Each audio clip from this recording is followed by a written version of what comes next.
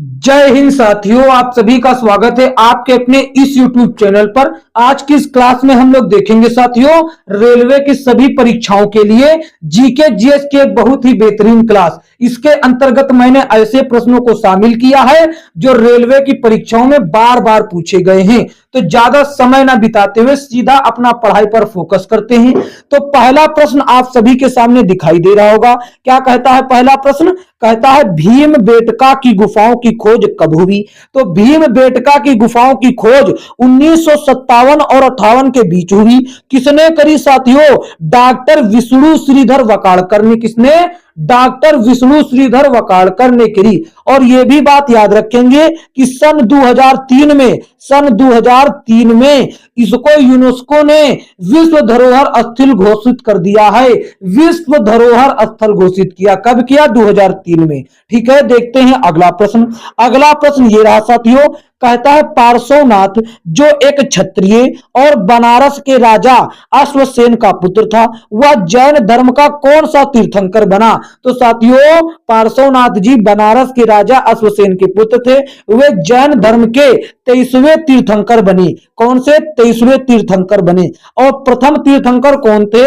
प्रथम तीर्थंकर जो थे वो ऋषभ देव जी थे। कौन? ऋषभ देव जी थे। ठीक है, ऋषभ देव। ऋषभ देव पहले थे। और द्वितीय कौन थे? द्वितीय साथियों जो हैं अजीत नाथ जी थे। कौन? अजीत नाथ जी थे दूसरे। अजीत नाथ। तो ये भी सभी चीज याद रखेंगे क्योंकि ये महत्वपूर्ण है। और आप सभी लोग ये अजीत नाथ है। ठीक है, आप सभी लोग जानते हैं कि जैन धर्म में पूरे पूरे 24 तीर्थंकर हुए हैं। 24वां बोले तो अंतिम ये थे साथियों महावीर। और ये बहुत ही ज्यादा प्रसिद्ध है। ठीक है, महावीर बहुत ही ज्यादा प्रसिद्ध है। अब इनके प्रतीक चिन्ह की भी लगे हाथ बात कर लेते हैं। तो ऋषभ देव का जो प्रतीक चिन्ह था वो क्या था? ऋषभ देव का जो प्रतीक चिन्ह था वो था वृषभ। क्या था? वृषभ। ठीक है, और अजीत नाथ का जो प्रतीक चिन्ह था वो हाथी था। क्या था? हाथी। और महावीर का क्या था? महावीर जी का था सिंह। सिंह बोले तो शेर। सिंह बोले तो शेर। तो सिंह मैंने यहां पर लिख दिया। ठीक है, सिंह लिख दिया। अब ये भी लगे हाथ आपको पता होना चाहिए कि पार्श्वनाथ का प्रतीक चिन्ह क्या था। पार्श्वनाथ का प्रतीक चिन्ह जो है साथियों वो था सर्प। क्या था? सर्प था। ठीक है, ये सभी चीजें आप लोग याद रखेंगे, परीक्षा की दृष्टि से महत्वपूर्ण है। देखते हैं अगला प्रश्न। अगला प्रश्न ये रहा, प्रश्न संख्या 3। कहता है गुप्त काल के दौरान चीन के किस यात्री ने भारत का भ्रमण किया? तो साथियों गुप्त काल के दौरान चीनी यात्री फाहियान ने भारत का भ्रमण किया। और यह किसके शासनकाल के दौरान आया था? यह चंद्रगुप्त द्वितीय के शासनकाल में आया था। जबकि ये ह्वेन सैंग बोले तो हर्षवर्धन के शासनकाल में आया था। ऑप्शन बी आपके प्रश्न का सही जवाब हो जाता है। देखते हैं अगला प्रश्न। अगला प्रश्न ये रहा, प्रश्न संख्या 4। प्रश्न संख्या 4 कहता है नीचे दिए गए शासकों का सही कालानुक्रम क्या है? सही कालानुक्रम क्या है ये आपसे पूछता है। तो देखिए साथियों इनका जो कालानुक्रम है, सबसे पहले बात कर ले तैमूर का शासन काल साथियों 1370 ईस्वी से 1405 ईस्वी तक रहा। 1405 ईस्वी तक रहा। और साथियों महमूद गजनवी का अगर हम बात करें, महमूद गजनवी का इनका साथियों 998 से 1030 तक शासन इनका रहा। ठीक है, 998 से 1030 तक रहा। और चंगेज खान का 1206 से 1227 तक इनका शासन रहा। कब तक? 1206 से 1227 तक इनका शासन रहा। जबकि मोहम्मद गौरी का साथियों 1173 से, कब से? 1173 से साथियों 1206 तक इनका शासन रहा। अब आप इनको कालानुक्रम के अकॉर्डिंग रख लीजिए। सबसे पहले शुरुआत हुआ महमूद गजनवी का, यानी कि 2 नंबर वाला पहले आएगा 2 नंबर वाला। फिर उसके बाद ये 1030 के बाद 1173 वाला आ जाएगा, यानी कि 2 के बाद 4 नंबर वाला आएगा, तो 4 नंबर वाला आ गया। ठीक है, 2 और 4 से देख रहे होंगे आप कि ये ऑप्शन बी जो है ये 2-4 से स्टार्ट नहीं, तो ये हमारा हो गया गलत।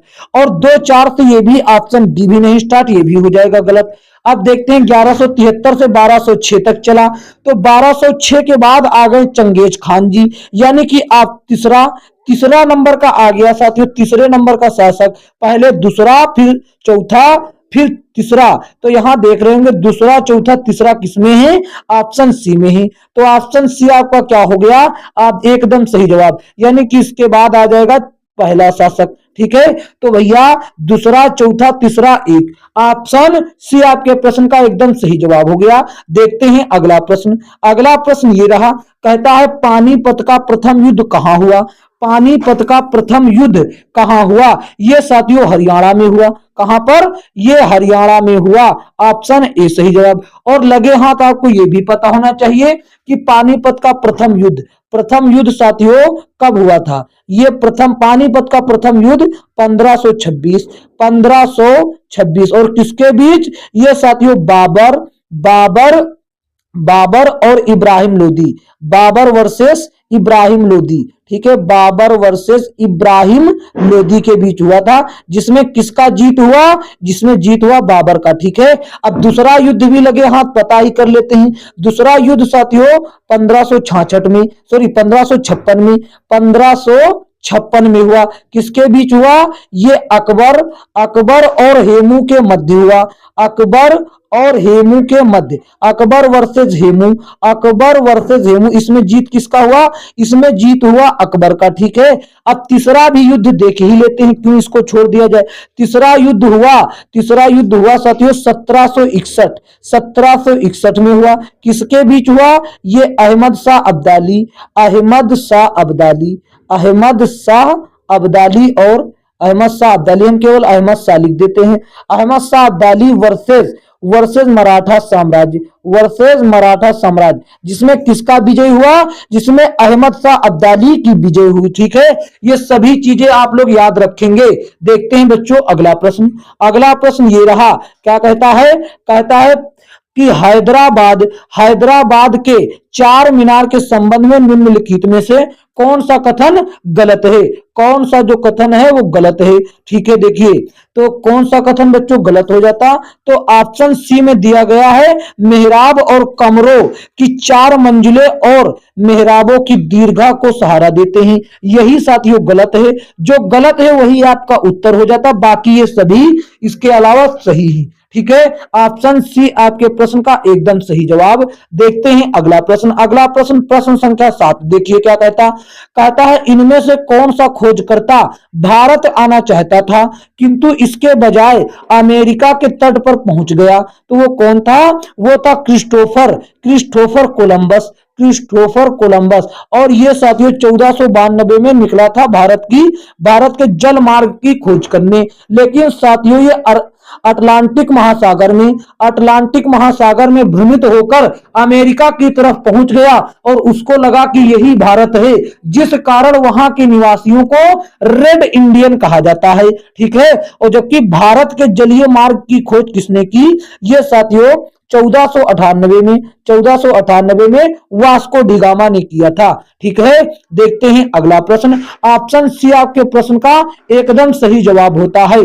अगला प्रश्न ये रहा, कहता है बंगाल की सेना के सैनिकों ने 10 मई 1857 को मेरठ में विद्रोह कर दिया था। उस समय मुगल सम्राट कौन था? उस समय मुगल सम्राट जो है बहादुर शाह जफर था। ठीक है, और ये साथियों मुगल साम्राज्य का अंतिम शासक था। ठीक है, ऑप्शन ए आपके प्रश्न का सही जवाब हो जाता है। देखते हैं बच्चों अगला प्रश्न ये रहा, कहता है भारतीय राष्ट्रीय कांग्रेस के पहले मुस्लिम अध्यक्ष कौन थे? पहले मुस्लिम अध्यक्ष की बात कर रहा है, तो पहले मुस्लिम अध्यक्ष कौन थे? तो ये साथियों बदरुद्दीन तैयबी जी थे। ऑप्शन ए आपके प्रश्न का एकदम सही जवाब हो जाता है।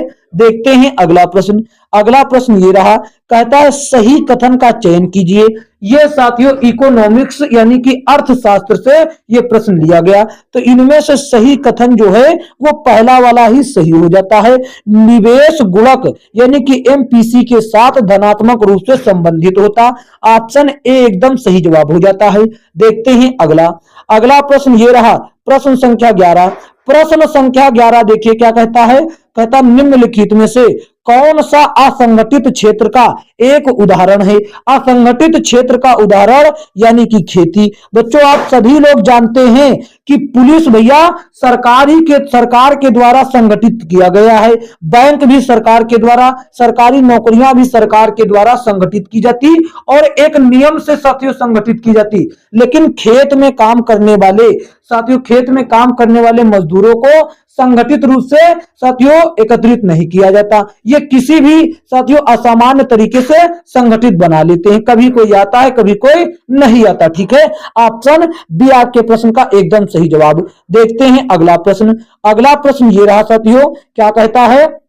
कहता है कि पहली बार किस योजना के तहत निजी क्षेत्र को सार्वजनिक क्षेत्र पर वरीयता दी गई थी। तो साथियों 7वीं पंचवर्षीय योजना में, 7वीं पंचवर्षीय योजना के तहत पहली बार निजी क्षेत्रों को सार्वजनिक क्षेत्र पर वरीयता दी गई थी। और साथियों 7वीं पंचवर्षीय योजना का साथियों अवधि क्या थी। अवधि क्या थी, इसकी अवधि 1985 से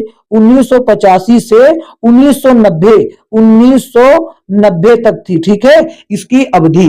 और साथियों इस पंचवर्षीय योजना में विकास दर 5% हासिल करना था, किंतु 6% लगभग हासिल हुआ था। Option A is the right answer of this question. देखते हैं बच्चों अगला प्रश्न। अगला प्रश्न ये रहा, कहता है कि किसका कार्य हर समय बैंकों को उधार देने के लिए तैयार रहना है और इसीलिए इसे अंतिम ऋणदाता भी कहा जाता है। तो ये होता है भारत का रिजर्व बैंक।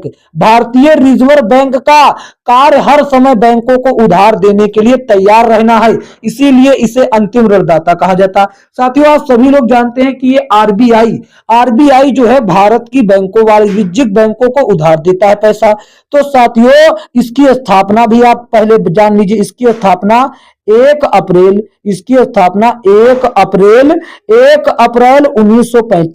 1935 को हुई थी। ठीक है, और जिस भी दर से ये आरबीआई जिस दर से बैंकों को पैसा उधार देता है उस दर को क्या कहा जाता है, उस दर को कहा जाता है रेपो दर। ये महत्वपूर्ण है, इसको याद रखेंगे। ठीक है, ऑप्शन बी आपके प्रश्न का एकदम सही जवाब होगा। देखते हैं अगला प्रश्न। अगला प्रश्न ये रहा साथियों, क्या कहता है। कहता है एनईएफटी और आरटीजीएस किसके साधन हैं। एनईएफटी और आरटीजीएस किसके साधन हैं। ये साथियों जो है ऑनलाइन पेमेंट के साधन है। और जबकि एनईएफटी का पूरा नाम क्या होता है, नेशनल इलेक्ट्रॉनिक फंड ट्रांसफर। जबकि आरटीजीएस का पूरा नाम रियल टाइम ग्रॉस सेटलमेंट। ये ऑनलाइन पेमेंट के माध्यम है जिसको कहा जाता है मुद्रा आंतरण। ठीक है, ऑप्शन ए सही जवाब। और इनका साथियों जो इनको कौन मैनेज करता है, इनको आरबीआई मैनेज करता है। ठीक है, एनईएफटी और आरटीजीएस को। देखते हैं अगला प्रश्न। अगला प्रश्न ये रहा, कहता बिग बैंग सिद्धांत किसके द्वारा प्रतिपादित किया गया।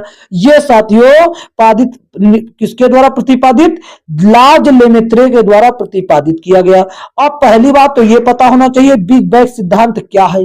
साथियों बिग बैंग सिद्धांत ये क्या बताने की कोशिश करता, ये आपको बताने की कोशिश करता है कि ब्रह्मांड की उत्पत्ति कैसे हुई, ब्रह्मांड की उत्पत्ति कितने वर्ष पहले हुई थी, इसके अंतर्गत यही आपको बताने का प्रयास किया जाता है। ठीक है, इसका साथियों सिद्धांत किसने प्रतिपादन किया, जॉर्ज लेमेत्रे ने, जो कि एक बेल्जियम के खगोल वैज्ञानिक थे। देखते हैं अगला प्रश्न। अगला प्रश्न ये रहा, कहता पृथ्वी का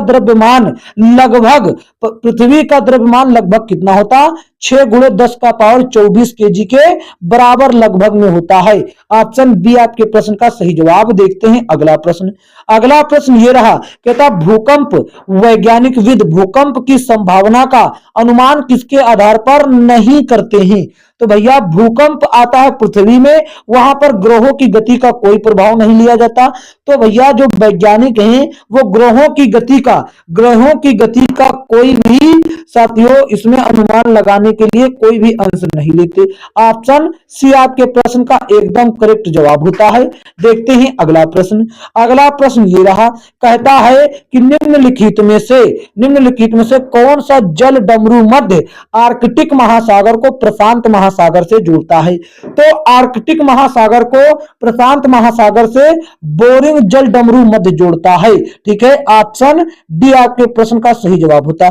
जबकि पाक जल डमरू मध्य भारत को श्रीलंका से जोड़ता है। ठीक है, देखते हैं अगला प्रश्न। अगला प्रश्न ये रहा, देखिए क्या कहता है, निम्नलिखित में से कौन सी नदी सर्वाधिक देशों से होकर गुजरती है। तो कौन सी, ये होती है डेन्यूब नदी ये साथियों लगभग 10 देशों से होकर गुजरती है, 10 देशों से होकर गुजरती है। ठीक है, ऑप्शन ए आपके प्रश्न का एकदम करेक्ट जवाब हो जाएगा। देखते हैं अगला प्रश्न। अगला प्रश्न ये रहा, कहता मित्रता भारत की मानक यामियोत्तर इनमें से किस स्थान से होकर गुजरती है। तो ये उत्तर प्रदेश के मिर्जापुर से होकर गुजरती है। और इसके अतिरिक्त आपको यह पता होना चाहिए कि मानक यामियोत्तर साथियों 5 राज्यों से होकर गुजरती है। उसके अंतर्गत कौन कौन आता है, उसके अंतर्गत साथियों एक आ जाता है गुजरात, उसके अंतर्गत एक आता है, देखो गुजरात नहीं आता, इसके अंतर्गत एक पहला यूपी हो गया, फिर साथियों मध्य प्रदेश हो गया, फिर उसके बाद छत्तीसगढ़ हो गया, फिर उसके बाद ओडिशा हो गया, फिर उसके बाद आंध्र प्रदेश हो गया। ये 5 राज्य हो गए साथियों, इनसे होकर मानक यामियोत्तर गुजरती है। ठीक है, देखते हैं अगला प्रश्न। अगला प्रश्न ये रहा, कहता कैलाश पर्वत निम्नलिखित में से किस क्षेत्र में स्थित है। तो साथियों भारत के हिमालय में कैलाश पर्वत स्थित है, लेकिन हिमालय के जिस भाग में कैलाश पर्वत स्थित है वो साथियों तिब्बत की ओर है, वो तिब्बत के क्षेत्र में आता है। तो ऑप्शन सी आपके प्रश्न का सही जवाब हो जाता है। देखते हैं अगला प्रश्न। अगला प्रश्न ये रहा साथियों, क्या कहता है, कहता है प्रश्न संख्या 22, कहता है कि किस नदी पर निर्मित हीराकुंड बांध ओडिशा और छत्तीसगढ़ के बीच जल वितरण को लेकर विवाद के कारण चर्चाओं में था। तो साथियों हीराकुंड बांध जो है वो महानदी पर स्थित है। ऑप्शन ए आपके प्रश्न का एकदम करेक्ट जवाब हो जाता है। ठीक है, देखते हैं बच्चों अगला प्रश्न। अगला प्रश्न साथियों देखिए क्या कहता है, ये रहा प्रश्न संख्या 23।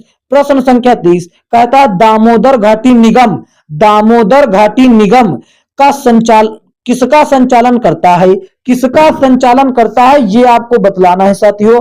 ठीक है, तो ये साथियों ताप विद्युत केंद्रों का भी संचालन करता है। ठीक है, ऑप्शन सी आपका सही जवाब। लेकिन इसकी स्थापना कब हुई थी ये भी आपको पता होना चाहिए, स्थापना के बारे में जानकारी आपको होना चाहिए। स्थापना दामोदर घाटी निगम की स्थापना 7 जुलाई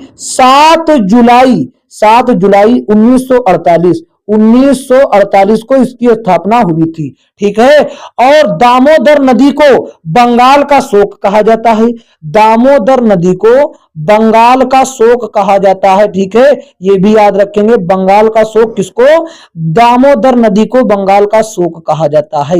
ये सभी चीजें आप याद रखेंगे। देखते हैं अगला प्रश्न। अगला प्रश्न ये रहा प्रश्न संख्या 24, कहता भारत में धान की फसल में पाया जाने वाला प्रमुख खरपतवार कौन सा है। तो प्रमुख खरपतवार जो है साथियों ये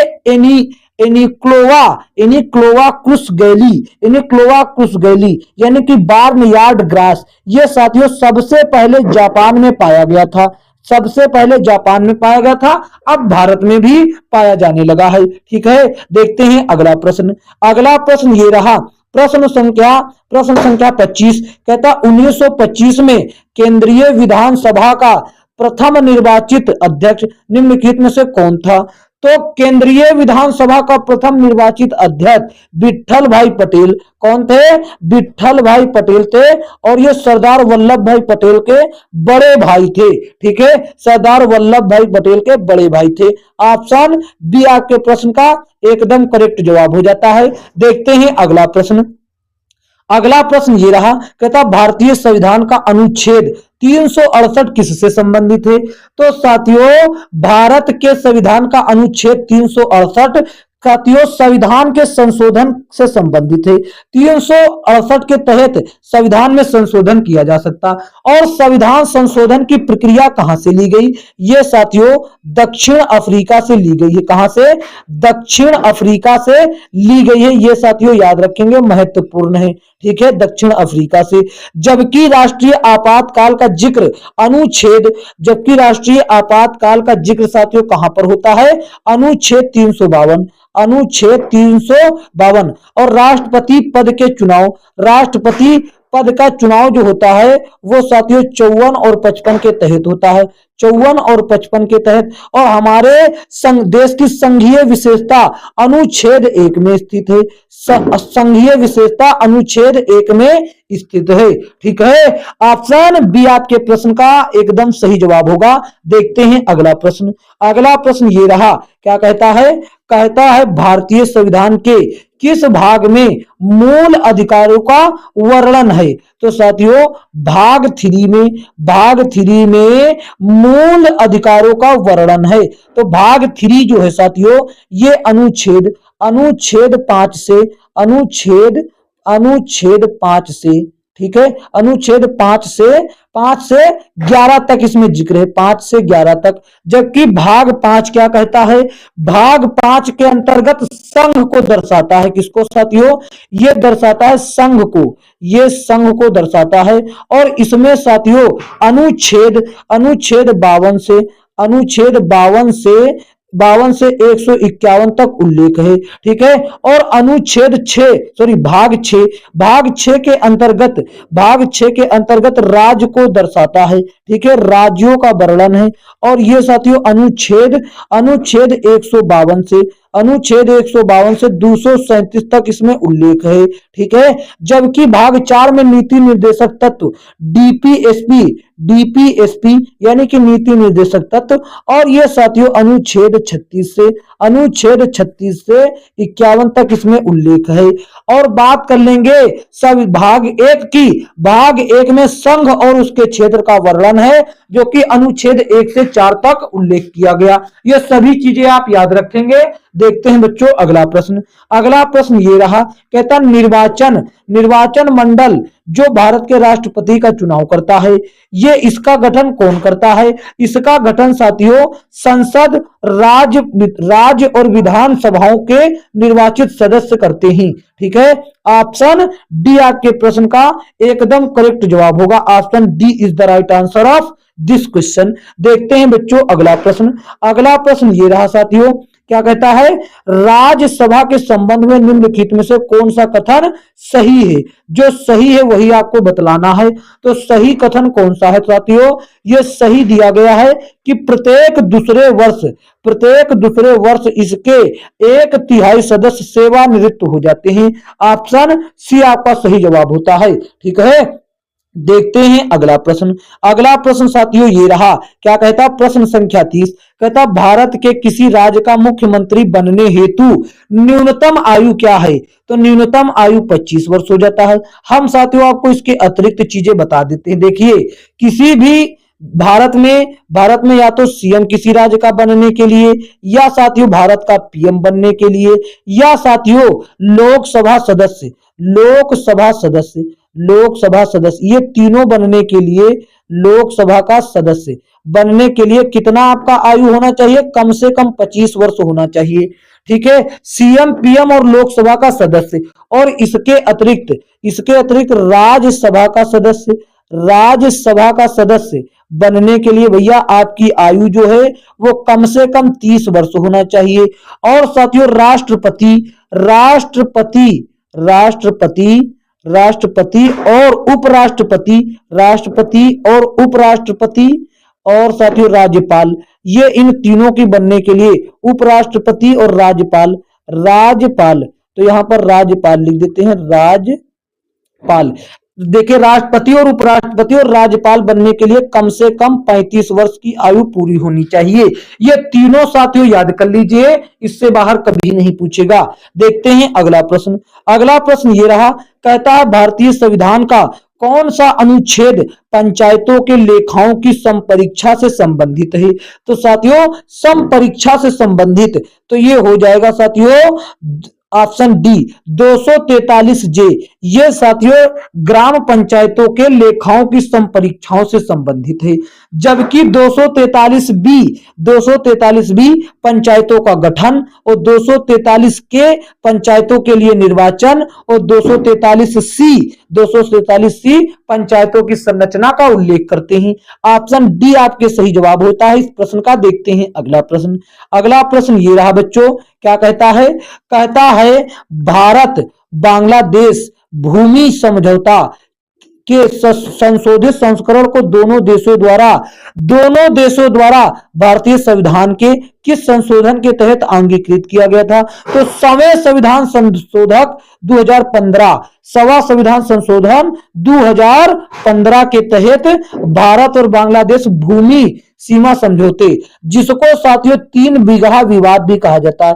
3 बीघा विवाद के नाम से भी जाना जाता है। इस विवाद को 3 बीघा विवाद के नाम से जाना जाता है, या 3 बीघा गलियारा विवाद के नाम से भी जाना जाता है। जबकि आप सभी बच्चे जानते कि संविधान के 101वें संविधान संशोधन के तहत जीएसटी को जोड़ा गया था। किसको बच्चों? जीएसटी को जोड़ा गया था। ठीक है। और साथियों 99 संविधान संशोधन के अतिरिक्त राष्ट्रीय न्यायिक नियुक्ति या फिर सुरक्षा की स्थापना की गई। इस प्रश्न का सही जवाब विकल्प बी होता है। देखते हैं बच्चों अगला प्रश्न। अगला प्रश्न ये रहा, कहता सूरज कुंड मेला, जिसे अंतरराष्ट्रीय शिल्प मेला भी कहा जाता है, ये हरियाणा के फरीदाबाद जिले में लगता और ये दुनिया का सबसे बड़ा शिल्प मेला है जो 15 दिन तक चलता है। ठीक है, जो 15 दिनों तक चलता है। ऑप्शन ए सही जवाब। देखते हैं अगला प्रश्न। अगला प्रश्न ये रहा, कहता निम्नलिखित में से कौन से केंद्र शासित प्रदेश में तारपा उत्सव मनाया जाता है? तारपा उत्सव तो यह साथियों दादर और नागर हवेली में मनाया जाता है। दादर और नागर हवेली में मनाया जाता है। ठीक है। इसके अतिरिक्त याद रखेंगे साथियों लद्दाख में हेमिस उत्सव मनाया जाता है। हेमिस उत्सव। जबकि लक्षद्वीप में साथियों परिचाकली जैसे नृत्य मनाए जाते हैं। ठीक है, नृत्य और उत्सव। देखते हैं अगला प्रश्न। अगला प्रश्न ये रहा, कहता है प्रश्न संख्या 35, मथुरी लोक नृत्य इनमें से किस राज्य से प्रचलित है? किस राज्य में प्रचलित? तो मथुरी लोक नृत्य साथियों तेलंगाना में बहुत प्रचलित है। ऑप्शन बी आपके प्रश्न का सही जवाब हो जाता। जबकि इसी जैसा ये त्योहार है, इसी त्योहार को मिजोरम में खल्लम नाम से मनाया जाता है। कौन से? खल्लम नाम से मनाया जाता है, किया जाता है। और गोवा में इसी नृत्य को फुगड़ी नृत्य के नाम से किया जाता है। ठीक है, फुगड़ी नृत्य के नाम से किया जाता। और झारखंड में इसी नृत्य को छऊ नृत्य कहा जाता है। छऊ नृत्य। ठीक है, ये सभी चीजें बच्चों आप लोग याद रखेंगे। ऑप्शन बी आपके प्रश्न का सही जवाब होता है। अगला प्रश्न ये रहा, कहता राष्ट्रीय ऊर्जा संरक्षण दिवस प्रत्येक वर्ष 14 दिसंबर को मनाया जाता है। प्रत्येक वर्ष 14 दिसंबर को। ठीक है, देखते हैं अगला प्रश्न। अगला प्रश्न ये रहा, कहता है इनमें से कौन सा विश्व व्यापार संगठन WTO का पूर्ववर्ती था? तो कौन था? व्यापार एवं शुल्क सामान्य करार GATT। Option B is the right answer of this question. देखते हैं बच्चों अगला प्रश्न। अगला प्रश्न ये रहा, प्रश्न संख्या 38, कहता पहली बार शीतकालीन ओलंपिक का खेल आयोजन कब किया गया? पहली बार शीतकालीन ओलंपिक का आयोजन कब किया गया? तो पहली बार किया गया था 1924 में, और यह विश्व में किया गया था, भारत में नहीं। और भारत ने इसमें कब योगदान लिया? भारत ने भैया इसमें कब योगदान लिया? इस शीतकालीन ओलंपिक में 1964 में। कब बच्चों? 1964 में भारत में इस खेल में साथियों भाग लिया। ठीक है, देखते हैं बच्चों अगला प्रश्न। अगला प्रश्न ये रहा, कहता है भारत की किस एकमात्र मुक्केबाजी ने 6 बार विश्व मुक्केबाजी चैंपियन बनकर इतिहास रच दिया? वो है साथियों मेरी एंटोइनेट मेरी कॉम। मेरी एंटोइनेट मेरी कॉम, जिनका संबंध साथियों भारत के मणिपुर राज्य से है, जिनका संबंध मणिपुर राज्य से है। ठीक है, देखते हैं बच्चों अगला प्रश्न। अगला प्रश्न ये रहा, कहता निम्नलिखित में से किसने ओलंपिक में सर्वाधिक पदक जीता है? तो सर्वाधिक पदक जीतने वाली ओलंपिक में माइकल फेफेल्स हैं, माइकल फिलिप्स हैं, जो कि एक अमेरिका की तैराक हैं, अमेरिका की तैराकी हैं, अमेरिका के तैराक, अमेरिका के तैराक हैं। ठीक है, तैराक हैं, और इन्होंने टोटल 28 पदक जीते, 28 पदक जीते, जिसमें से साथियों 23 पदक जो हैं वो स्वर्ण पदक हैं। वो कौन से हैं? वो स्वर्ण पदक हैं 23, और उसमें के साथियों 3 पदक जो हैं वो रजत पदक हैं। 3 जो पदक हैं वो रजत, ठीक है, 3 पदक रजत हैं, और 2 पदक कांस्य। 2 पदक कौन से हैं? वो कांस्य पदक हैं। ठीक है, ये सभी चीजें आप लोग याद रखेंगे। देखते हैं बच्चों अगला प्रश्न। अगला प्रश्न ये रहा, कहता है किस भारतीय राष्ट्रवादी की जयंती को प्रतिवर्ष पराक्रम दिवस के रूप में मनाया जाता है? प्रतिवर्ष पराक्रम दिवस के रूप में नेताजी सुभाष चंद्र बोस की जयंती को मनाया जाता है। ऑप्शन ए सही जवाब। और नेताजी सुभाष चंद्र बोस का जन्म कब हुआ था? नेताजी सुभाष चंद्र बोस का जन्म की साथियों बात करेंगे तो 23 जनवरी 1897 में, 1897 में हुआ था। तो प्रत्येक वर्ष 23 जनवरी को पराक्रम दिवस के रूप में मनाया जाता है। ठीक है, देखते हैं बच्चों अगला प्रश्न। कहता है पटाका किस देश की मुद्रा है? पटाका किस देश की मुद्रा? तो पटाका जो है ये मकाऊ देश की मुद्रा है। ऑप्शन ए सही जवाब। जबकि पनामा की मुद्रा क्या है? पनामा की मुद्रा साथियों, इसकी मुद्रा की बात करेंगे तो इसकी मुद्रा है बालबोआ। क्या है साथियों? बालबोआ इसकी मुद्रा का नाम है। लेकिन इसके अतिरिक्त यहाँ पर यूएस डॉलर भी चलता है, यूएस डॉलर भी चलता है। और लाओस की मुद्रा का नाम साथियों, लाओस की मुद्रा का नाम किप है। क्या है? किप। लाओस की मुद्रा का नाम किप है। जबकि मैक्सिको की मुद्रा का नाम पीसो है। क्या है? पीसो। इसको पिसोस भी बोल सकते हैं। देखते हैं बच्चों अगला प्रश्न। Option A is the right answer of this question. देखते हैं बच्चों अगला प्रश्न। अगला प्रश्न ये रहा, क्या कहता है? कहता है प्रेरित विभवांतर की एसआई इकाई क्या है? तो साथियों वोल्ट को वी के द्वारा दर्शाया जाता, और ये ए का मतलब एम्पियर, और एम ए का मतलब माइक्रो एम्पियर, और माइक्रो वोल्ट मीटर। ठीक है, माइक्रो वोल्ट। ये साथियों ऑप्शन ए आपके प्रश्न का एकदम सही जवाब होता है। देखते हैं अगला प्रश्न। कहता है हाइग्रोमीटर से क्या मापा जाता है? हाइग्रोमीटर से साथियों वायुमंडलीय आर्द्रता को मापा जाता है। जबकि विकिरण की बात करेंगे, विकिरण वायुमंडलीय विकिरण को या ऊष्मीय विकिरण को साथियों किसके द्वारा? बोलोमीटर के द्वारा मापा जाता है। बोलोमीटर के द्वारा मापा जाता है, ये याद रखेंगे। और बल तो साथियों क्या है? बल तो इसका मतलब न्यूटन। ऊष्मा को साथियों, ऊष्मा या ताप को साथियों पहले थर्मामीटर के द्वारा मापा जाता है। थर्मामीटर के द्वारा। ठीक है, देखते हैं बच्चों अगला प्रश्न। ऑप्शन बी आपके प्रश्न का सही जवाब। अगला प्रश्न देखिए बच्चों ये रहा, कहता मुक्त रूप से गिरना केवल और केवल निर्वात में संभव है, क्योंकि वहां पर साथियों ना तो किसी प्रकार का घर्षण है और ना तो किसी प्रकार का त्वरण है, इसलिए वहां मुक्त रूप से गिरना संभव हो सकता है। देखते हैं अगला प्रश्न। अगला प्रश्न ये रहा, कहता निम्नलिखित में से कौन सा परमाणु के बारे में सही नहीं है?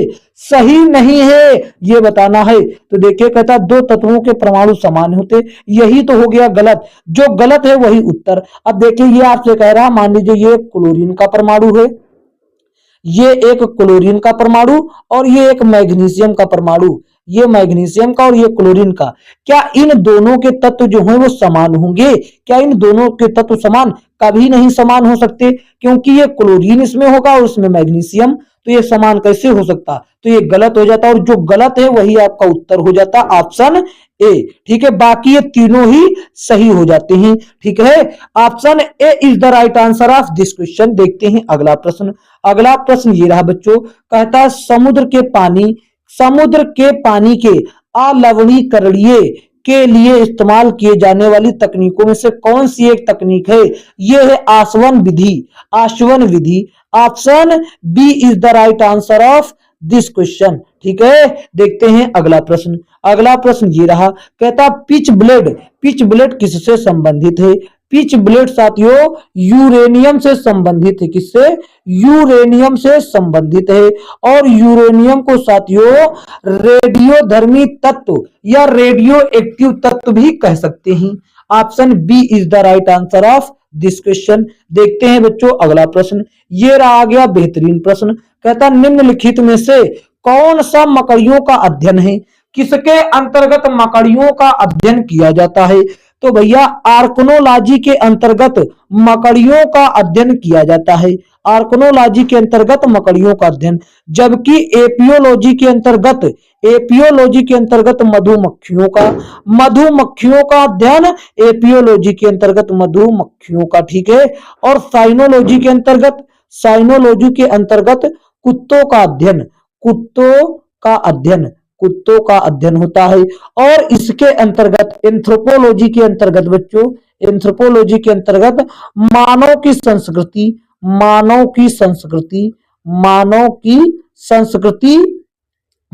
संस्कृति लिख देते हैं यहां पर, नहीं तो कंफ्यूजन होगा आपको। मानव संस्कृति और साथियों मानव संस्कृति और क्या होता है? मानव से संबंधित एक और चीज होता है, मानव संस्कृति और मानव संस्कृति और सभ्यता का अध्ययन होता है।